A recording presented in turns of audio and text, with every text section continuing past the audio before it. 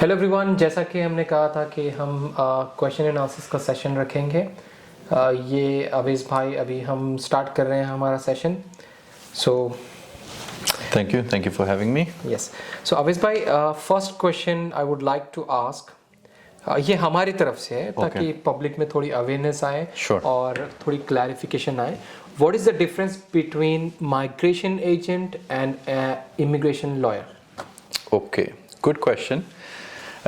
Migration agent और immigration lawyer दोनों ही का काम होता है वीज़ा से रिलेटेड डील करना। सो देयर इज़ नॉट कोई बुरा है कोई अच्छा है।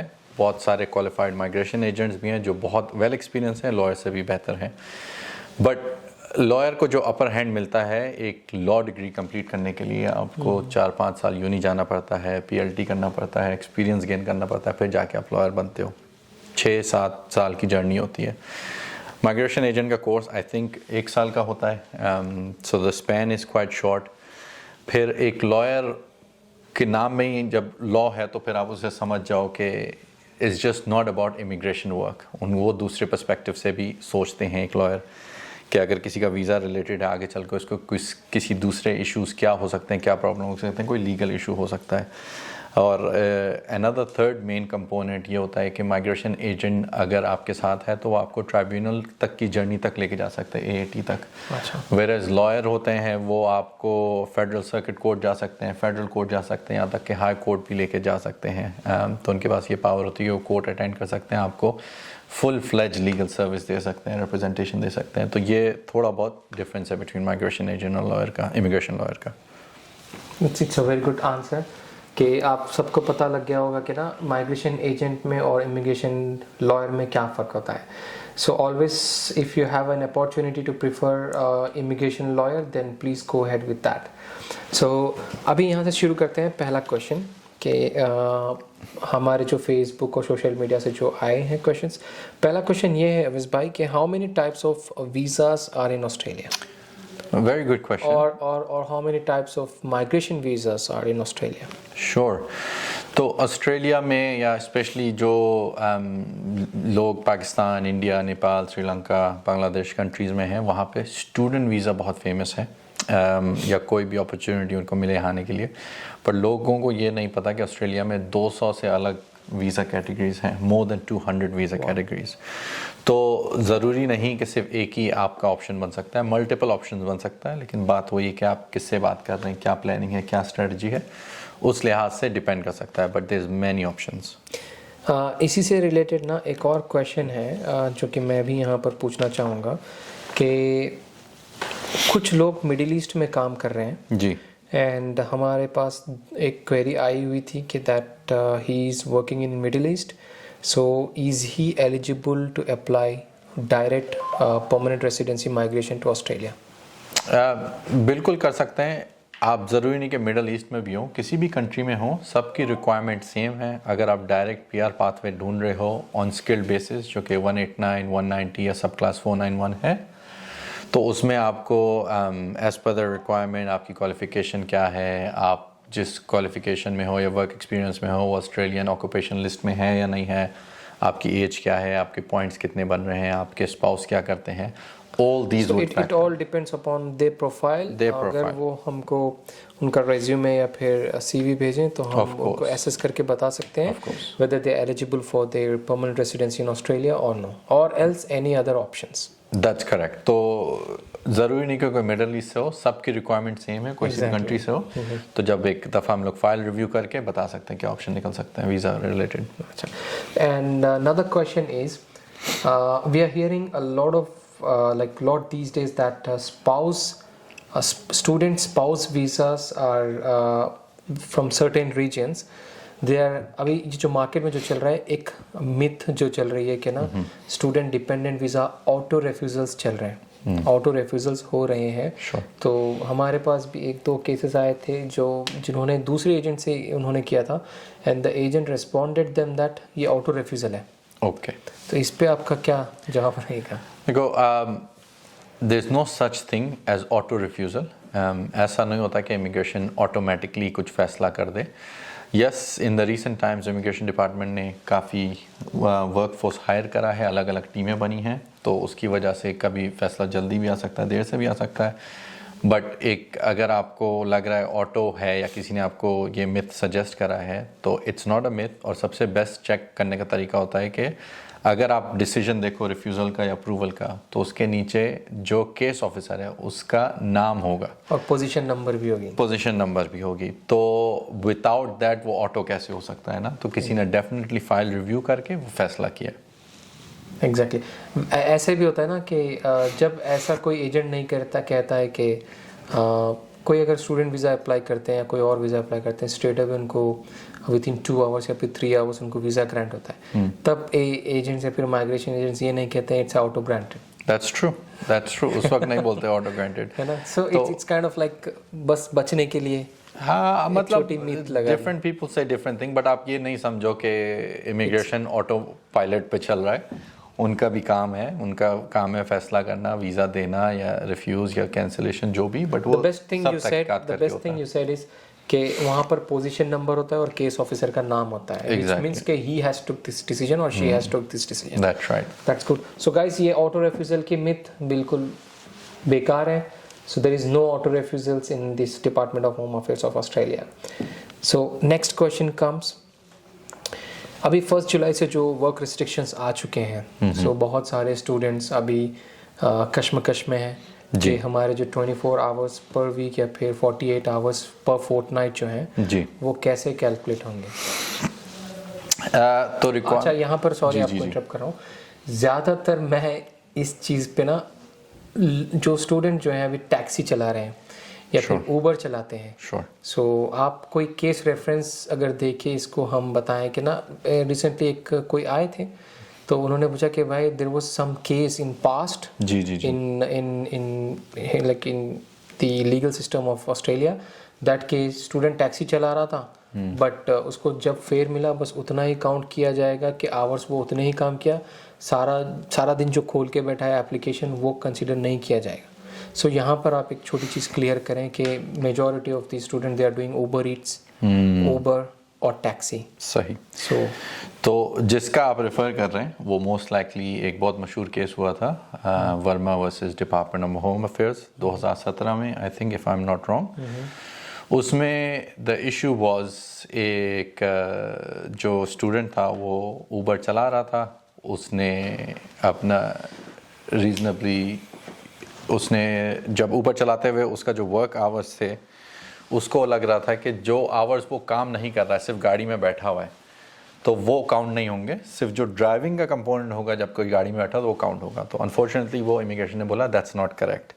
फिर वो केस आगे भी बढ़ा, ट्राइब्यूनल में भी गया, कोर्ट में गया, बट एंड में ओवरऑल फैसला यही था कि अगर आप जॉब के लिए रेडी बैठे हैं, बेशक आप किताब भी पढ़ रहे हो उस वक्त, न्यूज़पेपर टाइम काटने के लिए, वो वर्क आवर्स में काउंट होगा। सो गाइस, कोई भी उबर, टैक्सी इस टाइप की जॉब कर रहा है जो कॉन्ट्रैक्ट बेसिस है, 24 घंटे मीन्स 24 घंटे, ये नहीं कि उसमें अगर आपने सिर्फ 1-2 ही घंटे काम करे। अगर आप जॉब के लिए रेडी हैं, यू क्लॉक्ड ऑन, वो टाइम वहाँ से स्टार्ट हो जाएगा। So locked in, locked out, that's it. Same applies with many companies के, काम रहे या ना रहे कंपनी में, जब लॉग इन करते हैं तो पे गिनी जाती है, लॉग आउट करते हैं तो उतने आवर्स डेफिनेटली गिने जाते हैं, whether they are just sleeping, they are working, they don't like, वो मायने नहीं रखता है। नहीं। So it's all depend upon log in and log out guys.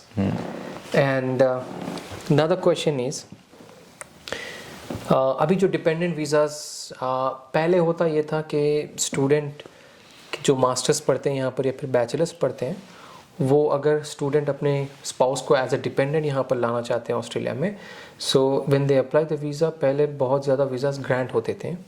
और अभी जो चल रहा है कि हायर एजुकेशन पे जो है यहाँ पर उनके स्पाउसेस को वीज़ा मिल रहा है, बट जो डिप्लोमा या फिर लाइक वेट कोर्सेज कर रहे हैं, लोअर एजुकेशन जो कर रहे हैं, उनका वीज़ा, जो स्पाउस का जो वीज़ा है वो मेजॉरिटी रेफ्यूजल आ रहा है।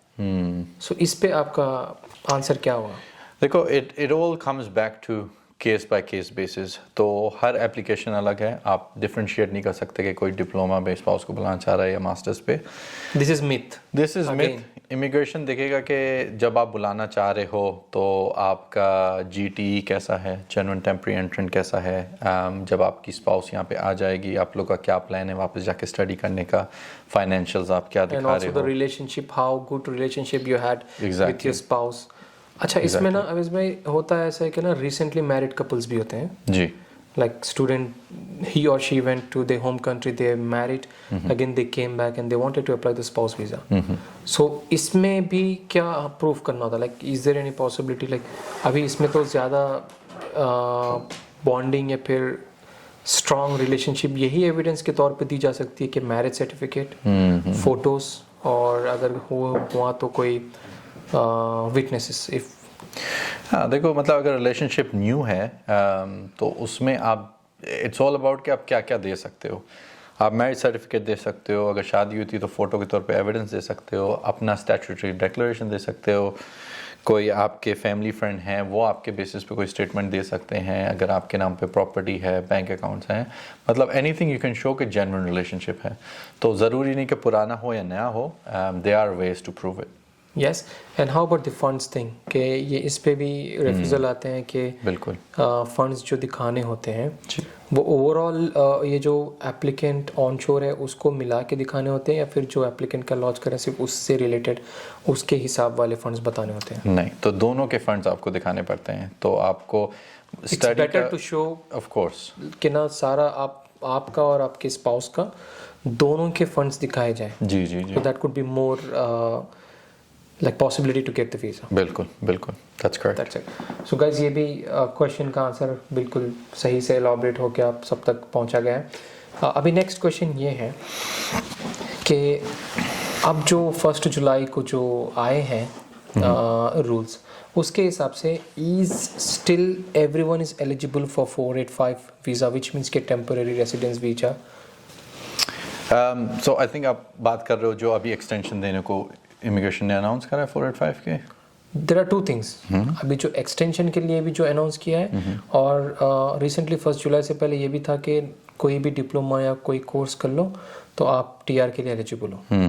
तो there are two questions here. Sure. जो फर्स्ट क्वेश्चन है, तो अभी रिसेंटली काफ़ी लोगों ने देखा होगा एक list of education immigration department release करा है।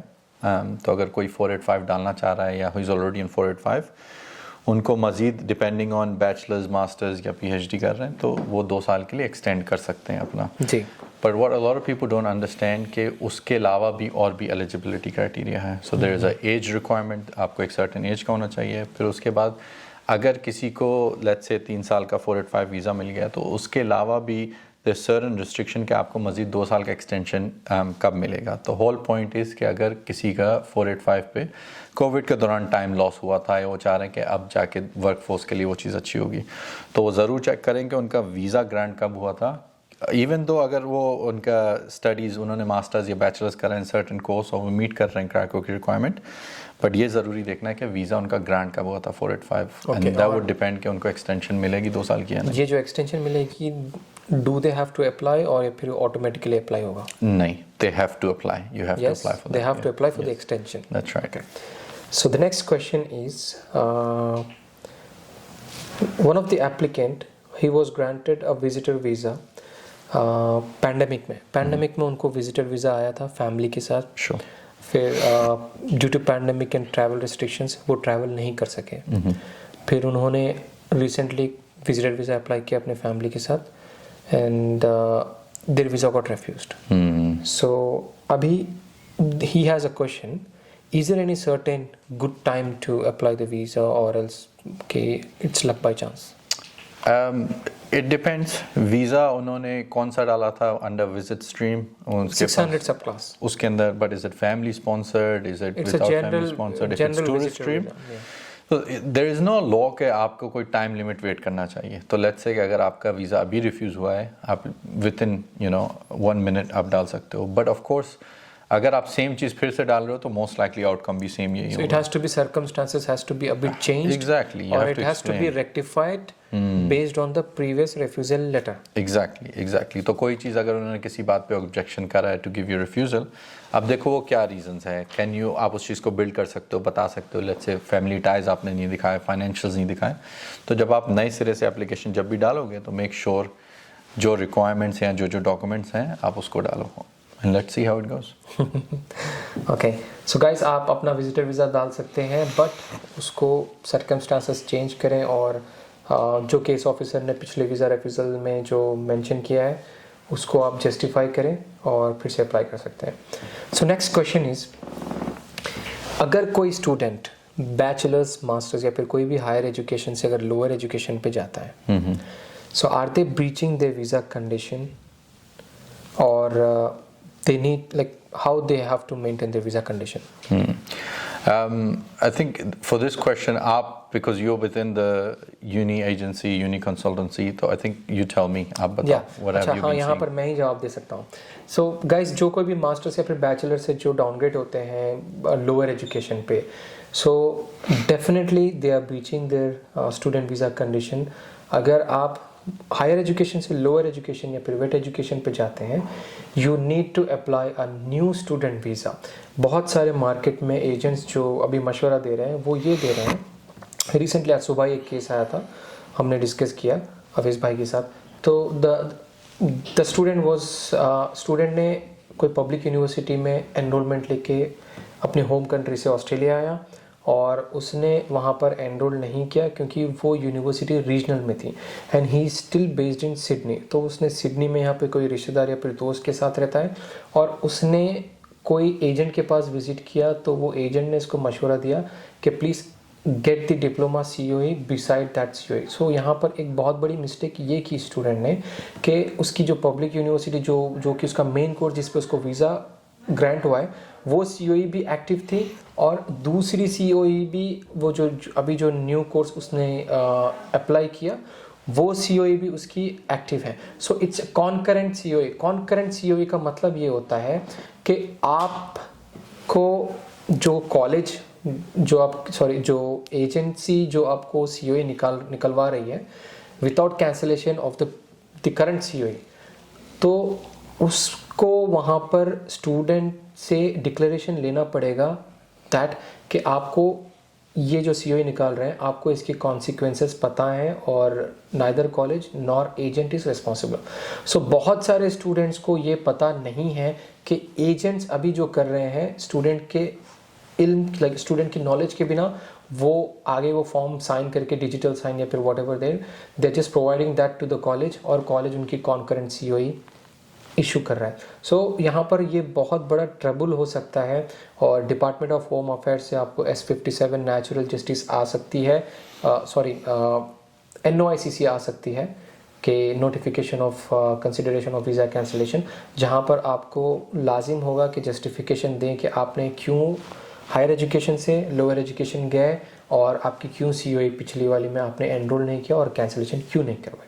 सो गाइस, ये बहुत बड़ा इशू है जो कि अभी मार्केट में बहुत आम चल रहा है। सो प्लीज़ बी अवेयर कि कॉन्करेंट COE नहीं निकालें और कॉन्करेंट COE की आप कॉन्सिक्वेंसेस पता करें। इंशाल्लाह हम इस पे भी एक और वीडियो बताएंगे। So that's 100% breaching a visa condition. आपको अगर हायर एजुकेशन से लोअर एजुकेशन जाना है तो लाजिम आपको न्यू वीज़ा अप्लाई करना होगा वेट कोर्स का। सो द नेक्स्ट क्वेश्चन भाई,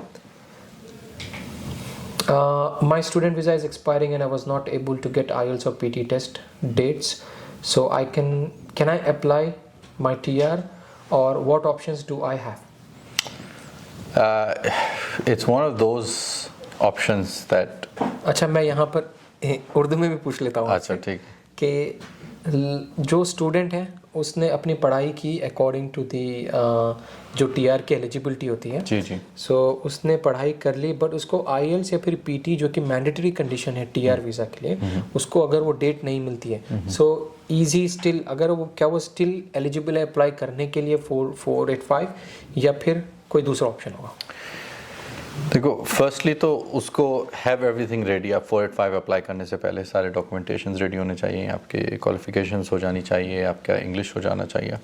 तो बेस्ट ये है कि जब आप सारे डॉक्यूमेंट्स दोगे फाइल रेडी रहेगी, there is a better chance. Yes I know 485 में विंडो भी एक शॉर्ट होती है कि आप you can't just apply any time, एक सर्टेन टाइम फ्रेम होता है। अब उसमें डेट मिल रही है नहीं मिल रही है, इंग्लिश का there is an issue. I advise या आई सजेस्ट कि आप जब फाइल रेडी रहे तब अप्लाई करें, इंग्लिश एग्ज़ाम दे के इंग्लिश क्लियर करके तब अप्लाई करें। People have done it in the past कि वो दिखाते हैं कि हमने एक बुकिंग कराई हुई है, we not getting a date closer, but क्योंकि उनका 6 मंथ्स का रिक्वायरमेंट ख़त्म होने वाला था, they applied for the 485। It's a little bit of a risky approach.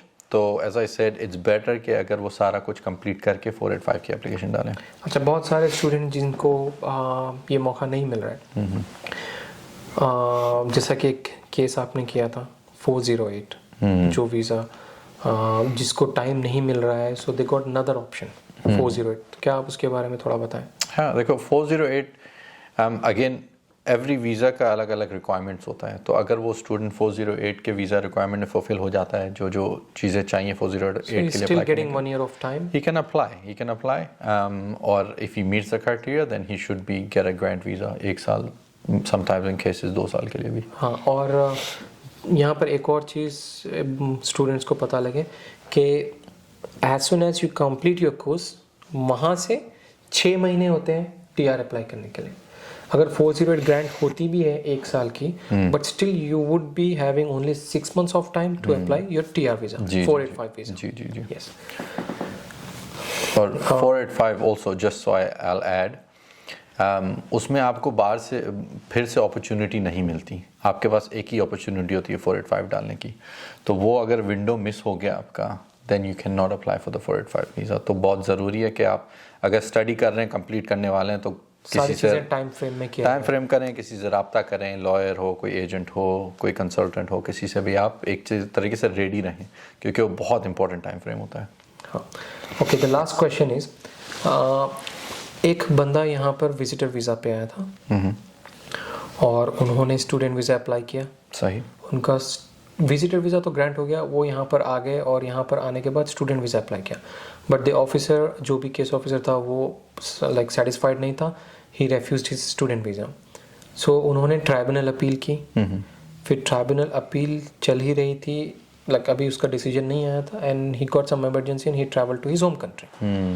सो अभी वो जो ट्रैवल बी वीज़ा पे गए थे, इवन वो एक्सपायर्ड हो गया है। So now he wants to know what is the option, will he able to visit Australia again? क्या वो फिर से ऑस्ट्रेलिया आ सकते हैं? अगर आना चाहें तो क्या ऑप्शंस उनके पास अवेलेबल हैं? सही।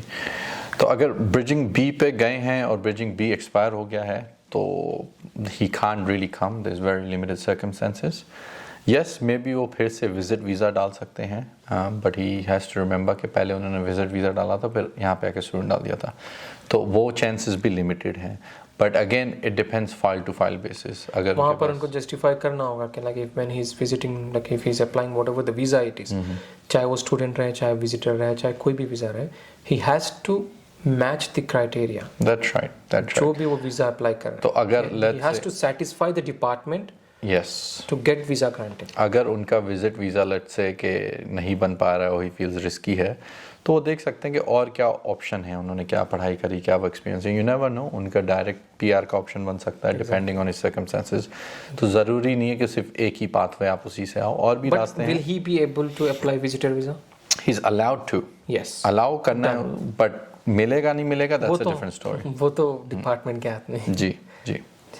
Okay guys, this was the questions. और अगर आपको और भी क्वेश्चंस हैं इस वीडियो पे भी आप कमेंट करें। नेक्स्ट हम जो भी हमारी वीडियो रहेगी उसमें वो क्वेश्चंस सारे कवर करेंगे आंसर्स के साथ। और thank you Rizwan. Thanks guys, thank you.